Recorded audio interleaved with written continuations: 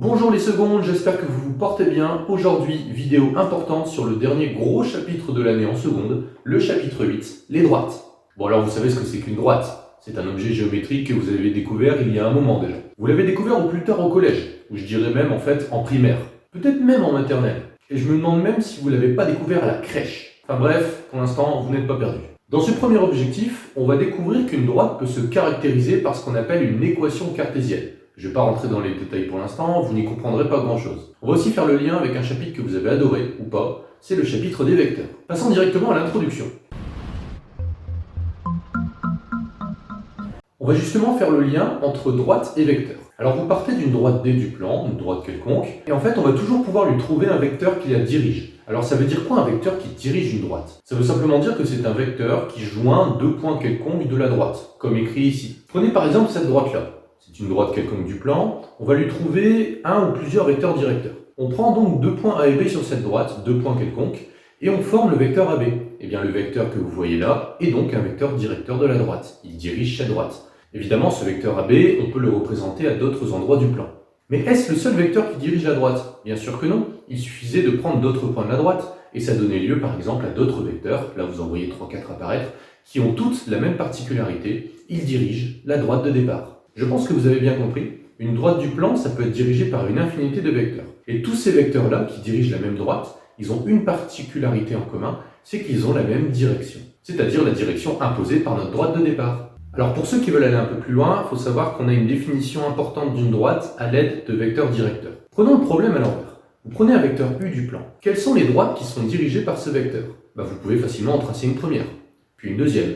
Puis en fait, vous pouvez en tracer autant que vous voulez. Autrement dit, quand on a un vecteur U du plan, il y a une infinité de droites qui sont dirigées par ce vecteur. Et la particularité commune de ces droites, c'est qu'elles sont toutes parallèles entre elles. Du coup, la notion seule de vecteur directeur ne permet pas de caractériser entièrement une droite. La preuve, là, pour un vecteur donné, il y avait une infinité de droites correspondantes. Il faudrait qu'on n'en obtienne qu'une seule. Alors qu'est-ce qui manquerait pour fixer la droite? Il manquerait un point. La connaissance d'un seul point du plan nous permettrait de n'avoir plus qu'une seule droite. Vous allez voir, vous allez bien comprendre, je prends un vecteur du plan et un point A quelque part dans le plan. Combien y a-t-il de droites qui sont non seulement dirigées par U, mais aussi qui passent par le point A? Eh bien là, il n'y a plus qu'une seule possibilité. Autrement dit, une droite est entièrement définie par la connaissance d'un vecteur directeur et d'un point. Alors cette définition-là, ne la réécrivez pas forcément dans votre cahier de cours, il faut au moins l'avoir à l'esprit et au moins comprendre ce que je viens de vous montrer là. Ceux qui continueront les mathématiques auront naturellement l'occasion de bien travailler cette définition. Le but de cette introduction était de vous faire comprendre globalement la notion de vecteur directeur d'une droite. Rentrons maintenant dans le vif du sujet. Alors maintenant, on souhaiterait étudier les droites un peu plus en détail. Alors comment faire? On va en fait essayer de les décrire par des équations. Pour cela, il faudrait munir le plan d'un repère, nous pourrions ainsi parler de coordonnées. Avec cela, nous pourrons montrer sans trop de difficulté que toute droite du plan a une équation de cette forme-là. AX plus BY plus C égale 0, où A, B et C sont trois nombres fixes, c'est-à-dire trois constantes réelles. Et réciproquement, si vous croisez un sous-ensemble du plan qui est régi par une équation de cette forme-là, vous avez forcément affaire à une droite. Et dans ces cas-là, quelque chose de super important, c'est qu'on a l'expression d'un vecteur directeur. Je vous conseille simplement d'apprendre par cœur moins BA. Ce sont les coordonnées d'un vecteur qui dirige notre droite. Avant de passer aux exemples, on va clarifier un peu les choses. Ça veut dire quoi concrètement AX plus BY plus C égale 0? Non, ce n'est pas du charabia. A, B et C, j'en ai déjà parlé, ce sont trois nombres réels fixes. Et X et Y, j'en ai pas encore parlé, ce sont des variables. Vous devez absolument voir X et Y en tant que coordonnées. X étant une abscisse et Y étant une ordonnée. Prenons un exemple très simple. Prenons l'équation X plus 3Y moins 10 égale 0. C'est bien une équation de la forme AX plus BY plus C égale 0. Ici, on peut facilement identifier les trois paramètres. Le paramètre A vaut 1, B vaut 3 et C vaut moins 10. Pour bien comprendre cette équation, on peut donc la traduire de la façon suivante. Quels sont les points du plan qui vérifient abscisse plus 3 fois ordonnée moins 10 égale 0? Allons écrire cette équation dans la barre de saisie de GeoGebra. D'après la propriété que l'on vient de voir, on va forcément faire apparaître une droite. D'ailleurs, un peu plus tard dans la vidéo, vous apprendrez vous-même à tracer la droite. Cette droite est exactement l'ensemble des points du plan qui vérifient la relation précédente, c'est-à-dire abscisse plus 3 fois ordonnée moins 10 égale 0. Si vous vous amusez à prendre plusieurs points au hasard sur la droite, vous verrez que la relation marche toujours. Et naturellement, si vous prenez des points en dehors de la droite, la relation ne sera pas vérifiée. Avant de passer aux exercices, je vous explique d'abord le but de l'objectif 1. C'est simplement de jongler entre l'équation de la droite et sa représentation graphique. Vous allez donc avoir deux types d'exercices. Premier type d'exercice, je vous donne une équation de droite et vous allez devoir la tracer dans un repère. C'est-à-dire que vous allez devoir passer de ça à ça. Le deuxième type d'exercice, c'est le procédé inverse. Vous avez un graphique avec une droite tracée dans ce graphique. Vous devez l'étudier convenablement de sorte à trouver son équation, c'est-à-dire passer de ça à ça. Que ce soit dans ce sens-là ou dans ce sens-là, je vais faire un exemple référence. Commençons par un exemple où je vous donne une équation qui représente une droite et nous allons ensemble la représenter graphiquement. Je souhaite tracer dans un repère la droite d'équation 4x moins 3y plus 5 égale 0. Si vous vous souvenez de l'introduction de la vidéo, il nous suffirait d'avoir un vecteur directeur, c'est-à-dire un vecteur qui dirige la droite, ainsi qu'un point. Allons d'abord chercher un vecteur directeur. Pour cela, on identifie les coefficients a et b.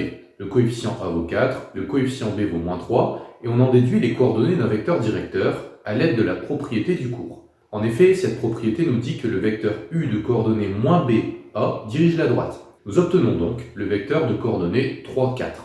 Mais vous savez que cela n'est pas suffisant, car il y a une infinité de droites qui sont dirigées par ce vecteur. Il nous suffit donc d'un point pour fixer notre droite. Bon, ça c'est pas bien dur, trouver un point qui appartient à cette droite. Il suffit de trouver un point dont les coordonnées vérifient l'équation de départ. Alors vous pouvez faire quelques tests, un petit peu comme dans l'activité introductive. On obtient assez rapidement que le point de coordonnées 1, 3 appartient à notre droite. Pour ceux qui auraient du mal à trouver une solution particulière, je vous propose la méthode suivante. Vous prenez une des deux variables, x ou y, et vous lui attribuez une valeur de votre choix. Par exemple, moi j'ai pris x égale 10. Vous remplacez x par 10 dans l'équation, et ça vous donne une équation à une inconnue, y. Vous résolvez cette petite équation et vous trouvez y égale 15. Cette méthode vous a permis de trouver le point de coordonnées 10, 15 sur la droite. Alors vous auriez pu faire l'inverse, c'est-à-dire donner une valeur à y et en déduire la valeur de x à l'aide d'une petite équation. Vous auriez également trouvé un autre point. Vous auriez pu aussi remplacer x par une autre valeur que 10, ça aurait marché également. Si à la fin de cette méthode, vous obtenez des coordonnées compliquées à placer, par exemple en remplaçant par 10, nous aurions peut-être pu tomber sur 1,37. Dans ces cas-là, en fait, il faut anticiper un petit peu et faire en sorte de prendre une bonne valeur de x, de sorte à ce qu'on trouve une valeur entière de y. C'est typiquement le genre d'exercice où il faut avoir une feuille de brouillon à côté de soi. Bref, une fois que vous avez ces deux informations-là, il vous suffit de tracer un repère, de placer le point en question, de représenter votre vecteur, peu importe où est-ce que vous le représentez, vous allez en déduire assez facilement le tracé de la droite. Pour que ce soit très simple, vous placez d'abord votre point et ensuite vous tracez le représentant de votre vecteur d'origine, ce point, et vous en déduisez directement la droite. Voilà pour ce premier exemple référence. Vous aurez donc à refaire ce procédé en exercice. Passons maintenant à l'exemple référence numéro 2. Là, je vous donne par exemple cette droite-là. À vous de retrouver son équation. Vous savez évidemment que son équation sera de cette forme-là. Il reste à trouver les paramètres a, b et c. Trouver une telle équation s'effectue en deux étapes. La première étape, c'est déterminer les coefficients a et b. Vous allez voir que c'est très simple. Vous choisissez un vecteur directeur de la droite et vous lisez bêtement ses coordonnées. Moi par exemple, je vais prendre le vecteur u de coordonnées moins 3, 2, qui dirige bien la droite. Vous auriez pu prendre aussi l'opposé de ce vecteur, c'est-à-dire le vecteur de coordonnées 3, moins 2. Vous auriez pu aussi prendre le vecteur de coordonnées moins 6, 4. Plus généralement, vous auriez pu aussi placer deux points A et B sur la droite et en déduire les coordonnées du vecteur AB, qui dirige lui aussi la droite. Il y a en fait une infinité de choix possibles. Une fois que vous avez votre vecteur, vous en déduisez très facilement les coefficients A et B grâce à la petite propriété de tout à l'heure qui disait qu'un vecteur directeur de la droite avait pour coordonnées moins BA. Moi, pour mon exemple, je trouve A égale 2 et B égale 3. Et ne vous inquiétez pas, si vous choisissez un autre vecteur directeur, c'est-à-dire que vous allez avoir des coefficients a et b différents des miens, vous tomberez quand même sur une équation qui représente bien la même droite. En fait, il faut savoir qu'une droite possède une infinité d'équations, mais ces équations-là sont toutes équivalentes entre elles. Donc pas de panique, peu importe le choix de votre vecteur directeur, vous tomberez à la fin, si vous ne faites pas d'erreur, sur une équation de votre droite. À ce moment-là, n'oubliez surtout pas d'actualiser votre équation de droite. Vous pouvez écrire qu'elle est donc de cette forme-là. C'est très important de l'écrire. Il nous manque maintenant le paramètre C. C'est l'étape 2. Pour trouver ce dernier paramètre, il suffit d'aller chercher un point de la droite et de lire ses coordonnées. Là c'est pareil, vous avez du choix. Une fois que vous avez ce point-là, puisqu'il appartient à la droite, vous savez que ces coordonnées vérifient l'équation que vous recherchez. Pour ma part, j'ai été prendre le point A de coordonnées 4, 0. Du coup, ça va être un peu plus simple parce qu'il y a l'une des deux coordonnées qui est égale à 0. Petit conseil justement, si vous avez l'occasion de prendre un point de la droite dont l'une des deux coordonnées est égale à 0, ça facilitera le travail ensuite. Je prends donc l'équation de ma droite qui résulte de l'étape 1, c'est-à-dire une équation où on connaît déjà les paramètres a et b, j'avais trouvé 2 et 3, mais où le paramètre c est inconnu. Pour moi ici, je vais remplacer x par 4 et y par 0, en fonction évidemment de ce point-là. J'obtiens donc une petite équation à une inconnue, le paramètre c, et je la résous très facilement, j'obtiens c égale moins 8. Si je fais le bilan, avec mes choix lors de l'étape 1 et l'étape 2, j'obtiens cette équation-là. 2x plus 3y moins 8 égale 0. Je répète encore une fois, si vous aviez choisi un vecteur directeur différent à l'étape 1 et ou un point différent à l'étape 2, vous auriez une équation qui n'est pas exactement pareille que celle-ci, mais elle sera équivalente, à condition bien sûr que vous n'ayez pas fait d'erreur de lecture ou de calcul. Voilà 2-3 autres exemples d'équations qui décrivent la même droite, sur lesquelles on aurait pu tomber. Suivant vos choix, vous comprenez bien qu'il y a donc plusieurs réponses possibles. C'est tout pour l'exemple référence numéro 2, passons maintenant aux exercices. Les exercices sont dans le livre à la page 272. Alors là, il n'y a pas de mystère. Les deux premiers exercices, 17 et 18, ça concerne l'exemple référence numéro 1, c'est-à-dire qu'il faut reproduire exactement la même démarche. Et l'exercice 16, ça concerne l'exemple référence numéro 2. Je vous donne un petit exercice en plus qui n'est pas dans le livre, c'est simplement de représenter dans un graphique ces deux droites-là. La droite d'équation x-2 égale 0 et la droite d'équation 2y plus 5 égale 0.